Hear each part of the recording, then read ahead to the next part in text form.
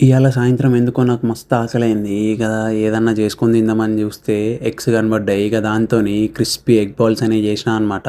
చాలా సింపుల్ చేసుకోవడము. ఇట్లా బాయిల్డ్ ఎగ్స్ చిన్న చిన్న ముక్కలుగా కట్ చేసుకొని బౌల్లో వేసుకున్నాక అందులో ఆనియన్, కొత్తిమీర, క్యాబేజ్, పుదీనా, క్యారెట్, పచ్చిమిర్చి చిన్న చిన్న ముక్కలుగా కట్ చేసుకొని అందులో వేసుకొని అందులోనే కొద్దిగా మైదా పొడి, కార్న్‌ఫ్లోర్ కూడా వేసుకొని అందులో కొద్దిగా ఉప్పు, కారము, ధనియాల పొడి, జీలకర్ర పొడి, మిరియాల పొడి కూడా వేసుకొని కొద్దిగా ఆయిల్ వేసుకొని మంచిగా కలుపుకొని సైడ్‌కి పెట్టుకోరి.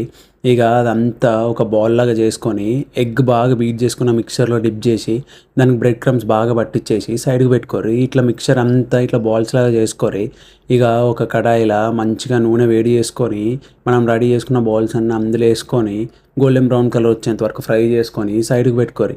నేనైతే ఇది సలాడ్‌తో, టమాటా కెచప్‌తో, మయోనీస్‌తో మా అమ్మకి ఇచ్చిన. మా అమ్మకైతే మస్తు నచ్చింది. సూపర్ ఉంది.